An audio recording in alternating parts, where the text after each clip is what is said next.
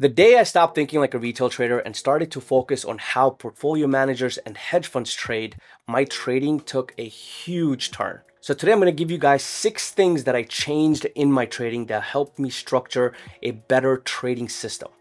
Let's get into it.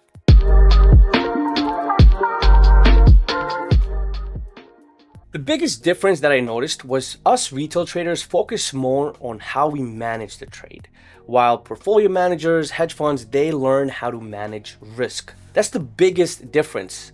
And let me tell you, when you start focusing on learning how to manage your risk properly, you're going to have a much better outcome on your trades. So let's start with the changes. The first one is the risk per trade percentage. So when I'm going into a trade, I risk anywhere between 10 to 20% off that position size, which is always going to be a set number based on my position size. So if I'm going in with $10,000 and my risk is 15% as my stop loss on that trade, that is the most I'm going to lose on that trade. When you start using percentages as your stop loss based on your position size, it'll be much easier for you to manage that position, because when the trade is down 10% or 15%, it's time for you to close the trade. Now, these percentages might seem a lot to you, but in options, these are very, very normal. Some of you guys might be trading futures. With that, you can set a limit of 10, 15%, even smaller stop losses, which is going to make sure you don't lose more than that. But with options, because we have so many moving factors such as the IV, theta,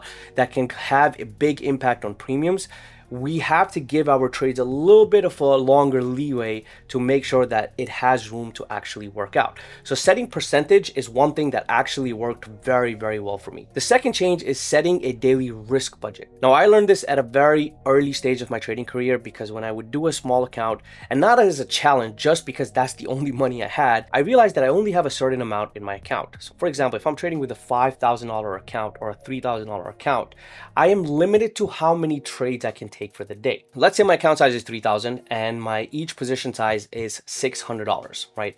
And each trade I'm allowing to lose not more than 15%, right? So that's going to be roughly $90 that I'm losing on each trade. So I want to make sure I set a hard stop of how much I can lose for that particular day. So usually what I did was I would not allow myself to lose more than 10% of that account. Now keep in mind, this is specifically for a smaller account. Now if you're just starting out with 100K, now you're going to give yourself a huge margin of how much money you can lose, which is going to be $10,000 for 10%.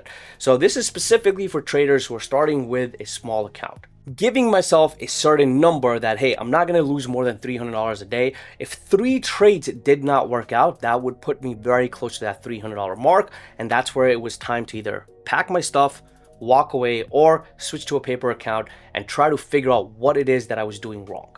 Change number 3, and this is something I apply even today, and I think it works very, very, very good, which is managing your position size. When you're in a drawdown, size down. When you're performing well, you can give yourself 2 to 3 days of consistency and then slowly increase your position size. But anytime I'm in a drawdown, or if the market is not clean, or if we're expecting some sort of a big catalyst in the market, that's a big signal for me to size down. Because when you're sizing down in unknown conditions or high volatility conditions, guess what? If you're wrong, you're already sized down, you're taking less risk, you're gonna have a smaller red day. Now, this will give you a better understanding of when you are wrong. Taking a smaller L will help you walk away faster. But if you're sitting there with your same position size, you take one after second, after third trade, and you're taking losses after losses after losses, guess what? You're gonna start revenge trading. You're going to start over trading. So what would happen with me is when I realized that, all right, market is not moving the way I would want to, or how my system works for me in the market, it's time for me to size down. I size down, I take the first trade, doesn't work out. All right, let me see how the second trade works out. Second trade doesn't work out. All right, time to step away and walk away. Because now if I had taken that same trade with my normal position size, I would have lost at least an extra 10 to 20% on that trade.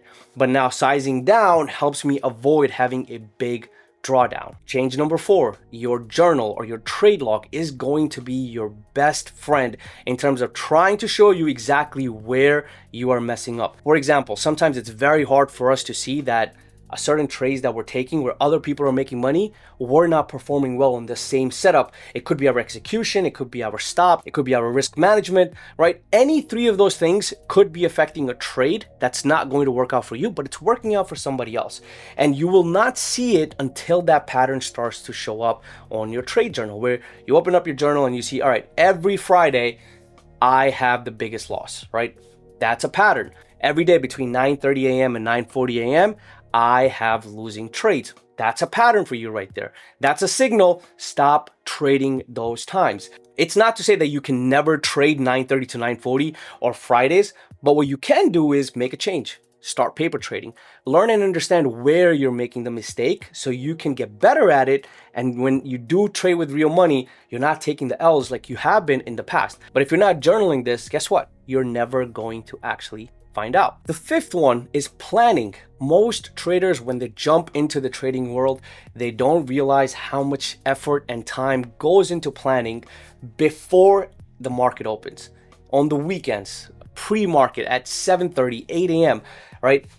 Eastern Standard Time, by the way. So certain things like what levels matter for that day. What is the context for any economic events? Is there a Fed speaking? If Trump is making any comments, all of those things are going to be part of your trading plan in terms of how do you properly manage your risk. Because if there's Fed speaking at 9:30 at the open, the clear signal for you should be, I'm not taking an opening drive. If there's a Fed speaking at 9:45 or Trump is making comments at 9:55 or 10 a.m., that's your signal. We're not taking the 15 or 30-minute opening range break. We're waiting until they're done speaking to see which trades we're going to take. Number 6, define process for your off days. You didn't get enough sleep, you're sick, stressed, something outside of your life is affecting yourself, right? All of these things are going to lead you to one decision, which is going to be not taking a trade, right? If you're not feeling well, if you're stressed out, these things are going to be very, very important, because if you show up in the market not 100%, you're sick again, or you didn't get enough sleep, it is going to make a big impact in your trading decision. And you want to make sure that you're 100% before you come and sit in front of the screen. Now, once you guys add all of these things into your trading, make some changes, look at your trading journal, see where you've been messing up, what your position size is, usually when you're in a drawdown. All of this is going to give you a blueprint as to what changes you need to make. Because trust me, strategy alone, like opening drives, break and retest, opening range breaks, all of these strategies are good to learn, but they're not going to help you with risk management. They're not going to help you understand when to size down, when to size up. These strategies are just designed to give you a signal as to where you should enter, where you should be maybe taking profits, where you should be placing your stop loss. That's it. That's all that strategy is telling you. But you need to build a system with rules, plans that help you understand, all right, these are the days that I perform better. These are the days I don't perform well. When someone is speaking, I tend to take riskier trades. So these days, whenever someone is speaking, maybe it's a signal for me to not take a trade, right?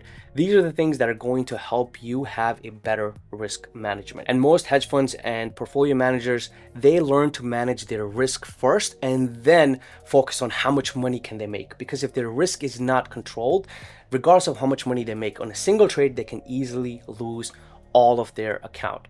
And that's why you don't hear about most hedge funds going out of business. It's usually retail traders blowing their accounts over and over and over again. I hope this video was helpful for you guys in your trading journey. If you have any other recommendations, comment below, and I'll see you guys in the next video.